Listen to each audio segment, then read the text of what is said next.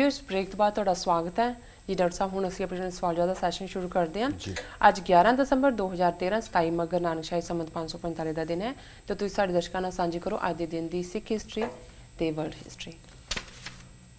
1845 ਦੇ ਵਿੱਚ ਅੱਜ ਦੇ ਦਿਨ ਸਿੱਖਾਂ ਨੇ ਸਿੱਖ ਫੌਜ ਨੇ ਸਤਲੁਜ ਦਰਿਆ ਪਾਰ ਕਰਕੇ ਸਤਲੁਜ ਦੇ ਦੂਸਰੇ ਪਾਸੇ ਜਿੱਧਰ ਬ੍ਰਿਟਿਸ਼ ਟੈਰੀਟਰੀ ਸੀ ਔਰ ਸਿੱਖਾਂ ਦੀ ਵੀ ਕੁਝ ਟੈਰੀਟਰੀ ਸੀ ਜੀ ਉਧਰ ਉਹਨਾਂ ਨੇ ਮੋਰਚੇ ਸੰਭਾਲੇ। ਸੋ ਇਹ ਅੰਗਰੇਜ਼ਾਂ ਨੇ ਇਸ ਨੂੰ ਬਹਾਨਾ ਬਣਾਇਆ ਕਿ ਜੀ ਇਹ ਜਿਹੜੀ ਅੰਮ੍ਰਿਤਸਰ ਦੀ ਸੰਧੀ ਸੀ ਉਸ ਦੀ ਉਲੰਘਣਾ ਹੈ। ਔਰ 1846 ਦੇ ਵਿੱਚ ਫਿਰ ਇਸ ਮੁੱਦੇ ਦੇ ਉੱਤੇ ਅਸੀਂ ਦੇਖਦੇ ਹਾਂ 1845 ਦੇ ਐਂਡ ਤੋਂ 1846 ਚ ਐਂਗਲੋ ਸਿੱਖ ਵਾਰਸ ਹੁੰਦੀਆਂ ਨੇ।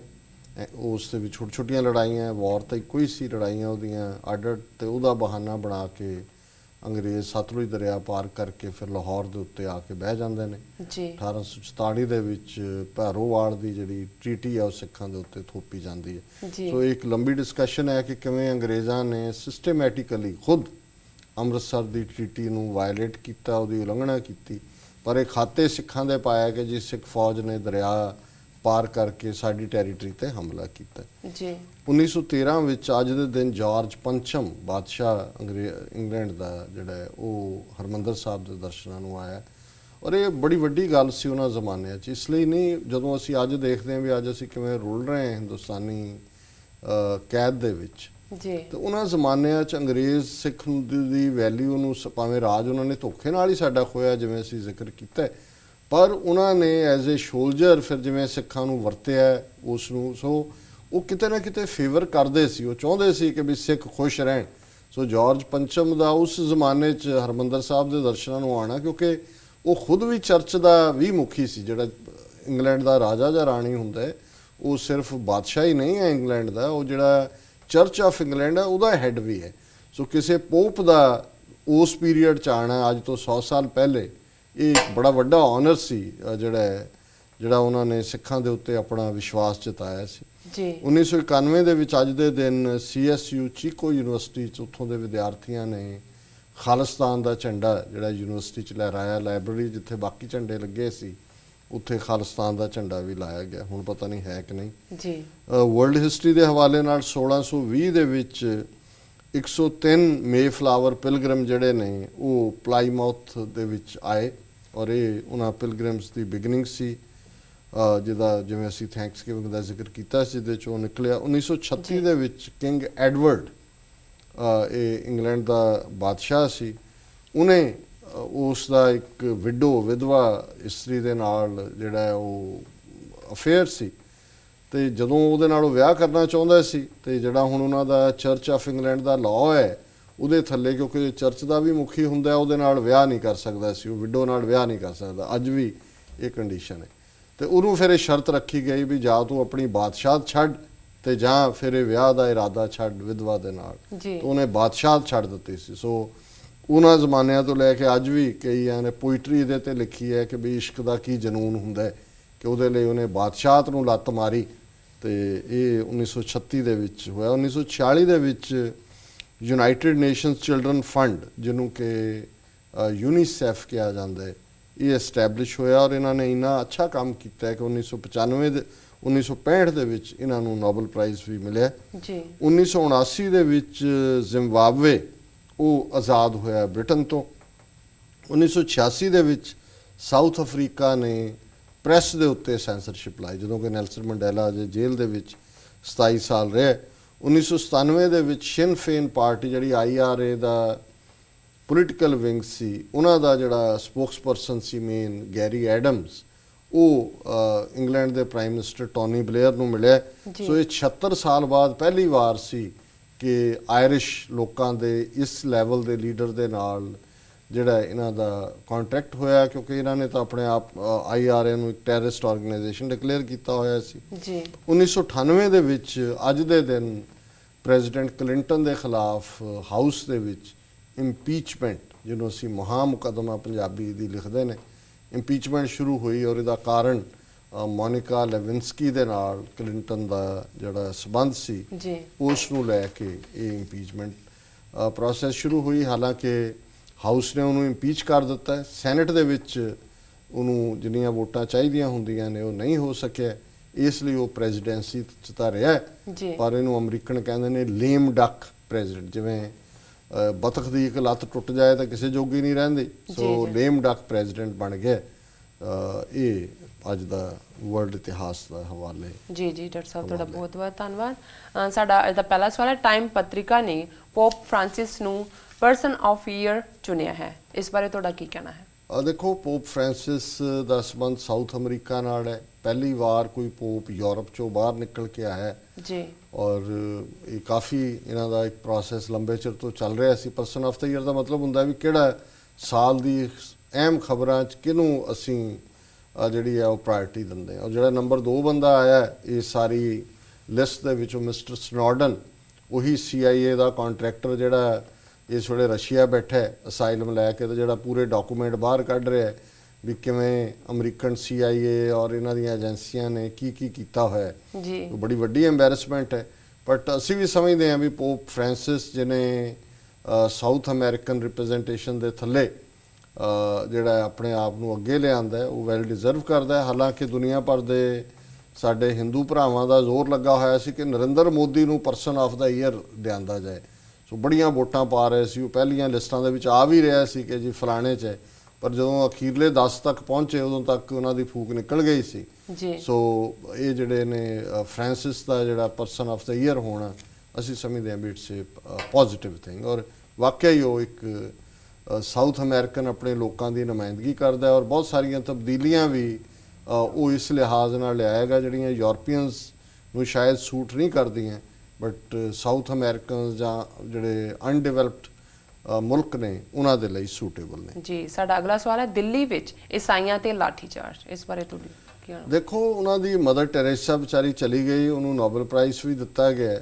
ਹੁਣ ਭਾਰਤੀ ਸੰਵਿਧਾਨ ਦੇ ਵਿੱਚ ਇਹ ਇੱਕ ਬੜੀ ਵੱਡੀ ਡਿਸਕ੍ਰਿਮੀਨੇਸ਼ਨ ਹੈ ਕਿ ਸਿਰਫ ਜਿਹੜੇ ਹਿੰਦੂ ਐਕਟ ਦੇ ਥੱਲੇ ਸ਼ਡਿਊਲ ਕਾਸਟ ਜਿਨ੍ਹਾਂ ਬਾਰੇ ਕਿਹਾ ਜਾਂਦਾ ਜਾਂ ਅਨੁਸੂਚਿਤ ਜਾਤੀਆਂ ਮੰਨੇ ਗਏ ਨੇ, ਉਹਨਾਂ ਨੂੰ ਹੀ ਅਨੁਸੂਚਿਤ ਜਾਤੀਆਂ ਦੇ ਜਾਂ ਸ਼ਡਿਊਲ ਕਾਸਟਾਂ ਦੇ ਜਿਹੜੇ ਕੰਸੈਸ਼ਨ ਨੇ ਉਹ ਮਿਲ ਸਕਦੇ ਨੇ।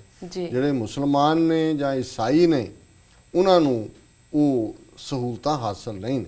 ਸਿੱਖਾਂ ਨੂੰ ਵੀ ਨਹੀਂ ਸੀ, ਪਹਿਲਾਂ ਤਾਂ ਸੰਵਿਧਾਨ 'ਚ ਉਹਨਾਂ ਨੇ ਨਹੀਂ ਸੀ ਦਿੱਤਾ, ਫਿਰ ਮਾਸਟਰ ਸਿੰਘ ਨੇ ਮੋਰਚਾ ਲਾ ਦਿੱਤਾ ਇਹਦੇ ਤੇ पटेल उदों होम मिनिस्टर सी, उन्हें कहा जी सिखों की भी अजीब बात है, एक तरफ तो ये कहते हैं कि जी हम जाति प्रथा में यकीन नहीं करते, और दूसरी तरफ कहते हैं जी कि हम में भी जातियां हैं, इनको दो कंसैशन दो। सो ये बड़ा गंदा व्यंग सी उहदा, पर उहदे च भी सारे सिखां नूं नहीं, 6 ਜਿਹੜੀ ਅਨੁਸੂਚਿਤ ਜਾਤੀਆਂ ਨੇ ਸਿੱਖਾਂ ਦੇ ਵਿੱਚ ਉਹਨਾਂ ਨੂੰ ਮਾਨਤਾ ਦਿੱਤੀ ਹੋਈ ਹੈ। ਔਰ ਇਹ ਵੀ ਇੱਕ ਕਾਰਨ ਸੀ ਕਿ ਉਹਨਾਂ ਨੇ ਜਦੋਂ ਆਰਟੀਕਲ 25 ਥੱਲੇ ਰੱਖਿਆ, ਔਰ ਹੁਣ ਵੀ ਕਈ ਕਹਿਣਗੇ ਜੀ ਜੇ ਤੁਸੀਂ ਹਿੰਦੂ ਨਹੀਂ ਬਣਨਾ ਚਾਹੁੰਦੇ ਫਿਰ ਜਿਹੜੀਆਂ ਹਿੰਦੂ ਸ਼ਡਿਊਲ ਕਾਸਟਾਂ ਨੂੰ ਸਹੂਲਤਾਂ ਨੇ ਜਿਹੜੀਆਂ ਸਿੱਖਾਂ ਨੂੰ ਵੀ ਮਿਲੀਆਂ ਨੇ, ਸਿੱਖ ਸ਼ਡਿਊਲ ਕਾਸਟਾਂ ਨੂੰ, ਉਹ ਨਹੀਂ ਰਹਿਣਗੇ।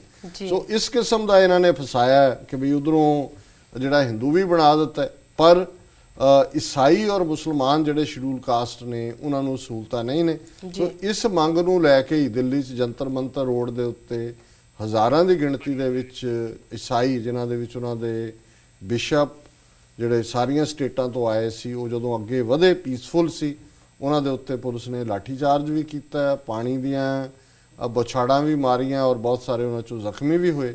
ਸੋ ਅਸੀਂ ਆਪਣੇ ਈਸਾਈ ਭਰਾਵਾਂ ਦੇ ਨਾਲ ਪੂਰੀ ਹਮਦਰਦੀ ਦਾ ਇਜ਼ਹਾਰ ਕਰਦੇ, ਔਰ ਜਿਹੜੀ ਗੱਲ ਅਸੀਂ ਅਕਸਰ ਕਹਿੰਦੇ ਕਿ ਉਸ ਨਕਸ਼ੇ ਦੇ ਵਿੱਚ ਸਿੱਖਾਂ ਨੂੰ, ਮੁਸਲਮਾਨਾਂ ਨੂੰ, ਈਸਾਈਆਂ ਨੂੰ, ਦਲਿਤਾਂ ਨੂੰ, ਆਦਿਵਾਸੀਆਂ ਨੂੰ ਇਕੱਠਾ ਹੋਣਾ ਪਏਗਾ ਜੇ ਅਸੀਂ ਆਪਣੇ ਹੱਕਾਂ ਦੇ ਲਈ ਕੁਛ ਕਰ ਸਕਣਾ, ਨਹੀਂ ਤਾਂ ਇੱਦਾਂ ਇਕੱਲੇ ਇਕੱਲੇ ਹੀ ਕੁੱਟ ਖਾਵਾਂਗੇ।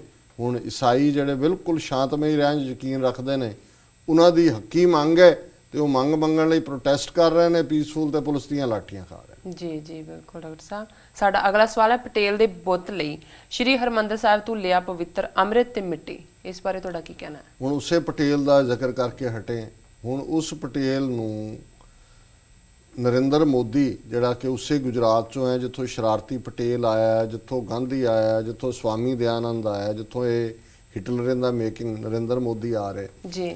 ਹੁਣ ਉਹਦਾ ਇੱਕ ਬੜਾ ਲੰਬਾ, ਕਹਿੰਦੇ ਜੇ ਏਡਾ ਲੰਬਾ ਬੁੱਤ ਖੜਾ ਕਰਨਾ ਹੈ ਜਿਹੜਾ ਦੁਨੀਆ 'ਚ ਇੰਨਾ ਉੱਚਾ ਹੈ ਹੀ ਨਹੀਂ, ਪਤਾ ਨਹੀਂ ਕਿੰਨੇ 100 ਮੀਟਰ, ਜੀ ਔਰ ਉਹਦੇ ਲਈ ਡਰਾਮਾ ਇਹ ਕੀਤਾ ਜੀ 31 ਮੈਂਬਰਾਂ ਦਾ ਡੈਲੀਗੇਸ਼ਨ ਮੋਦੀ ਨੇ ਕਿਹਾ ਜੀ ਮੈਂ ਇਹਨਾਂ ਨੂੰ ਭੇਜ ਰਿਹਾ ਇਹ ਹਰਮੰਦਰ ਸਾਹਿਬ ਦਾ ਜਲ ਔਰ ਮਿੱਟੀ ਇਹ ਲਿਆਣਗੇ ਔਰ ਫਿਰ ਦੁਰਗਿਆਣਾ ਮੰਦਿਰ ਦਾ ਵੀ ਉਹਦੇ ਚ ਪਾਣਾ ਔਰ ਉਹਦੇ ਨਾਲ ਪਤਾ ਨਹੀਂ ਕੀ ਕਰਨਾ ਹੈ। ਨਾਲ ਹੀ ਹਿੰਦੁਸਤਾਨ 'ਚ ਕਿਹਾ ਜੀ ਲੋਹਾ ਇਕੱਠਾ ਕਰਨਾ ਹੈ, ਉਹ ਲੋਹਾ ਇਸਤੇਮਾਲ ਹੋਏਗਾ ਪਟੇਲ ਦਾ। ਪਟੇਲ ਇੱਕ ਫਿਰਕੂ ਆਦਮੀ ਸੀ, ਪੁੱਜ ਕੇ ਫਿਰਕੂ ਜੀ। ਈਵਨ ਜਿਸ ਗਾਂਧੀ ਨੂੰ ਇੱਕ ਪਾਸੇ ਯੂਲੋਜਾਈਜ਼ ਕਰਦੇ ਨੇ ਉਹਦੇ ਵੀ ਕਿਤੇ ਨਾ ਕਿਤੇ ਪਟੇਲ ਦੀ ਆਰਐਸਐਸ ਨਾਲ ਹਮਦਰਦੀ ਸੀ, ਜਿਹਦੇ ਕਰਕੇ ਗਾਂਧੀ ਨੇ ਜਾਨ ਗਵਾਈ। ਉਹ ਹੋਮ ਮਿਨਿਸਟਰ ਸੀ ਹਿੰਦੁਸਤਾਨ ਦਾ। ਹੁਣ ਇਹ ਗਾਗਰਾਂ ਚੁੱਕੀਆਂ ਹੋਈਆਂ ਹਰਮੰਦਰ ਸਾਹਿਬ 'ਚ ਪਹੁੰਚ ਗਏ ਨੇ ਔਰ ਇਹਨਾਂ ਨੂੰ ਪੂਰਾ VIP ਸਟੇਟਸ ਔਰ ਦੂਸਰਾ ਤੀਸਰਾ ਇਹਨਾਂ ਦਾ। ਸੋ ਇਹ ਪਟੇਲ ਹੀ ਹੈ। ਜਦੋਂ ਮਾਸਟਰ ਤਾਰਾ ਸਿੰਘ ਨੇ ਨਹਿਰੂ ਨੂੰ ਯਾਦ ਕਰਵਾਇਆ ਕਿ ਜੀ ਤੁਹਾਡੇ ਇਕਰਾਰ ਸੀ ਸਿੱਖਾਂ ਨਾਲ ਜੀ, ਤੁਸੀਂ ਭੁੱਲ ਗਏ ਹੋ, ਨਹਿਰੂ ने कहा जी circumstances have now changed. Master ji तब बात और थी अब बात और है। ਤੇ ਪਟੇਲ ਨੂੰ ਜਦੋਂ ਯਾਦ ਕਰਵਾਇਆ ਤੇ ਪਟੇਲ ਨੇ ਕਿਹਾ ਦ ਸਿਕਸ ਹੈਵ ਮਿਸਡ ਦਾ ਬੱਸ, ਕਿ ਸਿੱਖਾਂ ਨੇ ਬੱਸ ਖੰਝਾ ਲਈ ਹੁਣ ਇਹਨਾਂ ਦਾ ਗਿਆ ਵੇੜਾ। ਔਰ ਮੈਂ ਦੱਸਿਆ ਹੀ ਹੈ ਕਿ ਜਿਹੜਾ ਰਿਜ਼ਰਵੇਸ਼ਨ ਦੇ ਮੁੱਦੇ ਤੇ ਉਹਦਾ ਕੀ ਕਮੈਂਟ ਸੀ। ਸੋ ਇਸ ਕਿਸਮ ਦਾ ਫਿਰਕੂ ਬੰਦਾ ਜਿਹਦੀ ਲੈਗੇਸੀ ਜਿਹੜੀ ਹੈ ਮੁਸਲਮਾਨਾਂ ਨਾਲ ਪੁੱਜ ਕੇ ਨਫ਼ਰਤ ਨਾਲ ਭਰਿਆ ਹੈ। ਜਿਵੇਂ हैदराबाद ਦੇ ਵਿੱਚ ਜ਼ੁਲਮ ਕੀਤੇ ਹਿੰਦੁਸਤਾਨ ਦੀ ਫੌਜ ਨੇ। ਹੁਣ ਪਿੱਛੇ BBC ਨੇ ਇੱਕ ਸਟੋਰੀ ਕੀਤੀ ਸੀ ਪਟੇਲ ਦੇ ਡਾਇਰੈਕਟ ਆਰਡਰਸ ਦੇ ਥੱਲੇ ਜੀ। ਸੋ ਹੁਣ ਕਿਉਂਕਿ ਬਾਦਲ ਹਿੰਦੂ ਤਵੀਆਂ ਦੇ ਰੱਥ ਤੇ ਚੜਿਆ ਹੋਇਆ ਹੈ, ਤੁਸੀਂ ਹੁਣ ਹਰਮੰਦਰ ਸਾਹਿਬ ਦੀ ਪਵਿੱਤਰਤਾ ਨੂੰ ਉਹਦੇ ਜਲ ਨੂੰ ਇੱਕ ਫਿਰਕੂ ਦੇ ਨਾਲ ਜੋੜੋ। ਇਹ ਕੋਈ ਧਰਮ ਸਥਾਨ ਬਣ ਰਿਹਾ? ਕੋਈ ਉਹਨਾਂ ਨੂੰ ਪੁੱਛੇ ਕੋਈ ਧਰਮ ਦਾ ਸਥਾਨ ਬਣਦਾ ਹੈ, ਹਰਮੰਦਰ ਸਾਹਿਬ ਹੈ ਜਾਂ ਕੋਈ ਹੋਰ ਹੈ? ਸੋ ਇੱਕ ਪਾਸੇ ਤੁਸੀਂ ਦੁਰਗਿਆਣਾ ਮੰਦਿਰ ਨੂੰ ਬਰਾਬਰ ਲਿਆ ਕੇ ਖੜਾ ਕਰੋ ਜੀ, ਔਰ ਫਿਰ ਕਿਹਦੇ ਲਈ? ਉਹ ਜਿਹੜਾ ਇੱਕ ਫਿਰਕੂ ਆਦਮੀ ਹੈ ਜਿਹਨੇ ਸਿੱਖਾਂ ਦੀਆਂ ਜੜ੍ਹਾਂ 'ਚ ਤੇਲ ਦਿੱਤਾ। ਸੰਵਿਧਾਨ ਸਭਾ ਵੇਲੇ ਵੀ ਉਹਦਾ ਪ੍ਰਭਾਵ ਸੀ ਕਿਉਂਕਿ ਉਹ ਹੋਮ ਮਿਨਿਸਟਰ ਸੀ ਨਹਿਰੂ ਤੋਂ ਬਾਅਦ ਮੋਸਟ ਪਾਵਰਫੁਲ ਮੈਨ, ਜਿਹਨੇ ਸਿੱਖਾਂ ਦੇ ਪੈਰ ਨਹੀਂ ਲੱਗਣ ਦਿੱਤੇ। ਔਰ ਇਹ ਹਿਟਲਰ ਇਨ ਦਾ ਮੇਕਿੰਗ ਸਿੱਖਾਂ ਨੂੰ ਵੂ ਕਰਨ ਦੇ ਲਈ ਇਦਾਂ ਦੀਆਂ ਡਰਾਮੇਬਾਜ਼ੀਆਂ ਕਰ ਰਹੇ। ਔਰ ਇਹ ਸਾਡੇ ਜਿਹੜੇ ਨੇ ਰਲੇ ਹੋਏ ਨੇ ਉਹਨਾਂ ਦੇ ਨਾਲ ਜੀ। ਡਾਕਟਰ ਸਾਹਿਬ ਤੁਹਾਡਾ ਬਹੁਤ ਬਹੁਤ ਧੰਨਵਾਦ। ਤੁਸੀਂ ਸਾਡੇ ਸਵਾਲਾਂ ਦੇ ਜਵਾਬ ਸਾਡੇ ਦਰਸ਼ਕਾਂ ਨਾਲ ਸਾਂਝੇ ਕੀਤੇ ਤੇ ਹੁਣ ਸਾਂਝਾ ਕਰੋ ਅੱਜ ਦਾ ਵਿਚਾਰ। ਅੱਜ ਦੇ ਵਿਚਾਰ ਲਈ ਅਸੀਂ ਤੀਸਰੇ ਪਾਤਸ਼ਾਹ ਗੁਰੂ ਅਮਰਦਾਸ ਜੀ ਦਾ ਸ਼ਲੋਕ ਨੰਬਰ 24 ਤੇ 25 ਚੁਣਿਆ 12 ਤੇ ਵਧੇਕ ਚੋਂ। ਪਹਿਲਾ ਸ਼ਲੋਕ ਹੈ ਨਾਮ ਲੱਗੇ ਸੇ ਉਬਰੇ ਬਿਨ ਨਾਵੇਂ ਬਿਨ ਨਾਵੇ ਜੰਪੁਰ ਜਾਹੇ ਨਾਨਕ ਬਿਨ ਨਾਵੇਂ ਸੁਖ ਨਹੀਂ ਆਏ ਗਏ ਪਛਤਾਹੇ। ਜੀ, ਕਿ ਜਿਹੜੇ ਨਿਰੰਕਾਰ ਦੀ ਯਾਦ ਦੇ ਵਿੱਚ ਜੁੜ ਜਾਂਦੇ ਨੇ, ਉਸ ਦੇ ਨਾਮ ਨੂੰ ਆਪਣੇ ਜੀਵਨ ਦਾ ਆਧਾਰ ਬਣਾਉਂਦੇ ਨੇ, ਉਹੀ ਉਭਰਦੇ ਨੇ, ਉਹੀ ਜੀਵਨ ਦੇ ਅਰਥ ਨੂੰ ਸਮਝਦੇ ਨੇ। ਉਹਨਾਂ ਦੇ ਜੀਵਨ 'ਚ ਆਨੰਦ ਔਰ ਖੇੜਾ ਹੁੰਦਾ। ਬਿਨ ਨਾਵੇਂ ਜੰਪੁਰ ਜਾਏ, ਰੱਬ ਦੀ ਯਾਦ ਤੋਂ ਬਿਨਾਂ ਜਿਉਣਾ ਜਿਹੜਾ ਉਹ ਇਵੇਂ ਹੀ ਹੈ ਜਿਵੇਂ ਨਰਕਾਂ ਦੀ ਅੱਗ ਦੇ ਵਿੱਚ ਸੜਨਾ, ਜਿਵੇਂ ਨਰਕਾਂ ਦੇ ਦੁੱਖ ਨੂੰ ਭੋਗਣਾ। ਉਹਦੀ ਯਾਦ ਆਨੰਦ ਹੈ, ਉਸਦੀ ਯਾਦ ਤੋਂ ਵਿਛੋੜਾ ਨਰਕ ਹੈ। ਨਾਨਕ ਬਿਨ ਨਾਵੇਂ ਸੁਖ ਨਹੀਂ ਆਏ ਗਏ ਪਛਤਾਹੇ।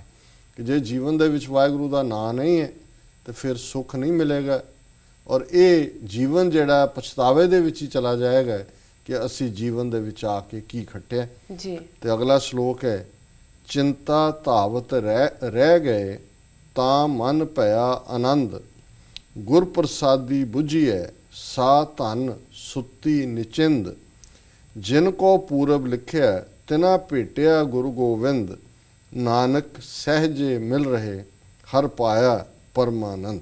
ਜੀ, ਕਿ ਜਦੋਂ ਸਾਡੇ ਮਨ ਦੇ ਵਿੱਚੋਂ ਚਿੰਤਾ ਐਂਗਜ਼ਾਇਟੀ ਨਿਕਲ ਜਾਂਦੀ ਹੈ, ਚਿੰਤਾ ਧਾਵਤ ਰਹਿ ਗਏ ਤਾਂ ਮਨ ਪਿਆ ਆਨੰਦ। ਹੁਣ ਰੱਬ ਦਾ ਨਾਂ ਕੀ ਕਰਦਾ ਹੈ ਕਿ ਸਾਡੇ ਚੋਂ ਚਿੰਤਾ ਫਿਕਰ ਐਂਗਜ਼ਾਇਟੀ ਟੈਨਸ਼ਨ ਕੱਢ ਦਿੰਦਾ ਹੈ। ਕਿਉਂਕਿ ਅਸੀਂ ਇਸ ਫਿਕਰ ਦੇ ਵਿੱਚ ਬਹੁਤਿਆਂ ਨੂੰ ਕਾਹਦਾ ਫਿਕਰ ਹੈ? ਰਿਜ਼ਕ ਦਾ, ਅੱਜ ਮਿਲਦਾ ਕੱਲ ਮਿਲੇਗਾ ਕਿ ਨਹੀਂ। ਜੀ ਜੀ। ਤੇ ਗੁਰੂ ਸਾਹਿਬ ਜਦੋਂ ਸਾਨੂੰ ਇਹ ਯਾਦ ਕਰਵਾਉਂਦੇ ਨੇ ਨਾਨਕ ਚਿੰਤਾ ਮਤ ਕਰੋ ਚਿੰਤਾ ਤਿਸ ਹੀ ਹੈ ਜਲ ਮੈਂ ਜੰਤ ਉਪਾਏ ਕਹਿ ਤਿਨਾ ਵੀ ਰੋਜ਼ੀ ਦੇ। ਕਿ ਜਿਹੜੇ ਪਾਣੀ ਦੇ ਵਿੱਚ ਜੀਵ ਪੈਦਾ ਕੀਤੇ ਨੇ ਰੋਜ਼ੀ ਤਾਂ ਰੱਬ ਨੇ ਉਹਨਾਂ ਦੇ ਵੀ ਰੱਖੀ ਹੋਈ ਹੈ ਵੀ ਤੂੰ ਚਿੰਤਾ ਛੱਡ। ਤੇ ਇਹ ਗੁਰੂ ਅਮਰਦਾਸ ਫਰਮਾਉਂਦੇ ਨੇ ਚਿੰਤਾ ਧਾਵਤ ਰਹਿ ਗਏ। ਜਦੋਂ ਐਂਗਜ਼ਾਇਟੀ ਭੱਜ ਜਾਂਦੀ ਹੈ, ਧਾਵਤ ਦੌੜਨ ਨੂੰ ਕਹਿੰਦੇ ਨੇ, ਤਾਂ ਮਨ ਪਿਆ ਆਨੰਦ, ਫਿਰ ਤੁਹਾਡਾ ਮਨ ਆਨੰਦ ਦੇ ਵਿੱਚ ਆ ਜਾਂਦਾ ਹੈ। ਗੁਰ ਪ੍ਰਸਾਦੀ ਬੁਝੀਏ, ਇਹ ਗੱਲ ਗੁਰੂ ਦੀ ਕਿਰਪਾ ਦੇ ਨਾਲ ਹੀ ਸਮਝ ਆਉਂਦੀ ਹੈ। ਸਾ ਧਨ ਸੁੱਤੀ ਨਿਚਿੰਦ, ਧਨ ਕਹਿੰਦੇ ਨੇ ਇਸਤਰੀ ਨੂੰ, ਕਿਉਂਕਿ ਜਦੋਂ ਮਨੁੱਖ ਨੂੰ ਡਿਸਕ੍ਰਾਈਬ ਕੀਤਾ ਗੁਰੂ ਸਾਹਿਬ ਨੇ ਤੇ ਹਰ ਆਤਮਾ ਨੂੰ ਇਸਤਰੀ ਰੂਪ पति पुरुष रूप है, पति रूप है निरंकार, जी और हर आत्मा स्त्री रूप है। तो सो गुरु साहब कहते हैं हर वो आत्मा हर वो जीव फिर बिना फिक्र तो सौ सकता है, सहज दे विच रह सकता है। सौण का मतलब है कि सहज दे विच होना। जी ये कनक्लूड किया है, जिन को पूरब लिखिया तिना भेटिया गुरु गोबिंद, नानक सहजे मिल रहे हर पाया परमानंद। कि ये जिहड़ी बख्शिश है कि सतगुरु मिले, चिंता दौड़ जाए, सहज दे विच जीविया जाए, ये निरंकार दी बख्शिश दे नाल हुंदा है। निरंकार दा मिलना भेटना, भेटिया गुरु गोबिंद, जी ये अकाल पुरख दी बख्शिश नाल जुड़िया होया है। नानक सहजे मिल रहे हर पाया परमानंद। तो जदों गुरु नानक साहब फरमांदे ने तीसरे पातशाह कि वो मिल जाता है, वो आप आके बख्शिश करता है हर पाया परमानंद, फिर जी। परम आनंद जिहड़ा है उस दी प्राप्ति हुंदी जी है। डॉक्टर सो ये अज दा थॉट है। ਇਸ ਦੇ ਨਾਲ ਲੈਂਦੇ ਹਾਂ ਇਜਾਜ਼ਤ ਆਪਣੇ ਵਿਊਅਰਸ ਕੋਲੋਂ। ਵਿਊਅਰ ਸਾਡੇ ਪ੍ਰੋਗਰਾਮ ਦਾ ਸਮਾਂ ਇੱਥੇ ਸਮਾਪਤ ਹੁੰਦਾ। ਤੁਸੀਂ ਆਪਣੀ ਰਾਏ ਤੇ ਸੁਝਾਅ ਸਾਨੂੰ ਭੇਜਣਾ ਨਾ ਭੁੱਲਣਾ ਸਾਡੇ ਇਸ ਪਤੇ ਤੇ sos@tv84.tv ਤੇ। ਅਸੀਂ ਆਪਣਾ ਪ੍ਰੋਗਰਾਮ ਲੈ ਕੇ ਫਿਰ ਤੋਂ ਰੂਬਰੂ ਹੋਵਾਂਗੇ। ਤਦ ਤੱਕ ਲਈ ਸਾਨੂੰ ਆਗਿਆ ਦਿਓ। ਵਾਹਿਗੁਰੂ ਜੀ ਕਾ ਖਾਲਸਾ, ਵਾਹਿਗੁਰੂ ਜੀ ਕੀ ਫਤਿਹ। ਫਤਿਹ।